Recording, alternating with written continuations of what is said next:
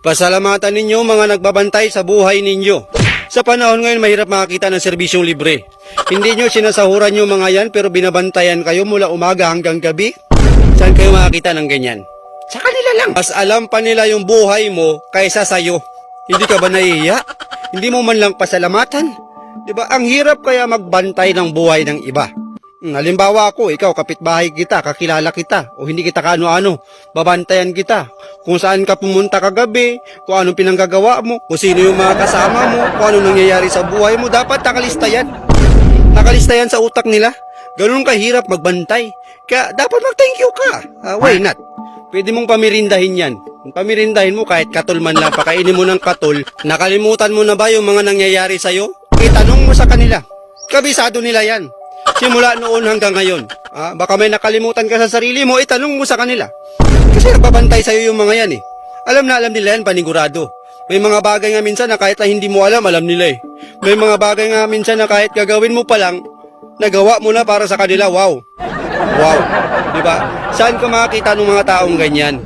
Libre ang serbisyo, hindi mo pinapakain, hindi mo binibigyan ng pera, pero binabantayan ka, safe na safe ka, kaibigan. Safe ka, wag lang sobra-sobra yung kwento. Mahirap yan kung sobra-sobra na yung kwento. Kaya kayo sa mga nagbabantay ng buhay namin ha, ayusin nyo rin kwento ninyo. Yung medyo pugi at maganda rin kami dyan, hindi yung dagdagan nyo yung kwento. Kung ano nakita nyo, yun lang. Yun lang, wag na dagdagan, pakiusap lang, please. Please. Huwag nyo nang dagdagan. Isipin mo yun, mahirap ka lang pero marami nagbabantay sa buhay mo. Dinaig mo pa ang presidente, kaibigan. Dinaig mo pa ang presidente. Halos wala ka nang makain, wala ka nang pambili, pero marami pa nagbabantay sa buhay mo. Oh, napakaswerte mo. Napakaswerte mo. Kaya dapat mag-thank you ka sa kanila. Kilala mo ba yan? Bahay-bahayin mo, isa-isahin mo. Pasukin mo yung bahay, mag-thank you ka. Sabihin mo lang, salamat pala sa pagbabantay sa buhay ko ha.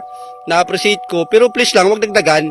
Kung ano yung nakita yun lang, wag dagdagan ng kwento. Tsaka yung mga medyo hindi magandang nakita, please lang, sikrito lang, ganun lang. Diba? Sipin mo yun, napaka-bless mong tao, kaibigan.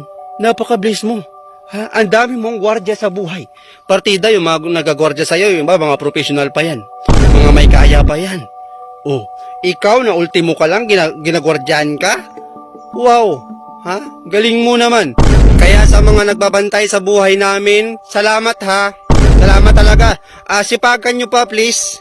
Sipagan nyo pa, wag na kayong kumain, wag na kayong matulog kung pwede lang sana. Bantayan nyo kami hanggang sa pagtulog namin para safe na safe kami. Tapos samahan nyo na rin kami kung saan kami pumunta. Sundan nyo kami, sundan nyo kami. Yan yung gawain nyo eh. Lubos naming na-appreciate yung mga ginagawa nyo sa buhay namin. So sipagan nyo na lang, sipagan nyo na lang. Kasi yan lang masasabi namin sa inyo eh. Wala kaming pera, wala kaming pambigay. Sipagan nyo na lang. Bahala kayo. Kaya sa mga nagbabantay sa amin ng libre, focus lang. Maraming salamat mga diputa ha, kasi alam nyo lahat ng buhay namin. So thank you so much. Sana pagpalain pa kayo at humaba pa ang mga buhay ninyo. Thank you.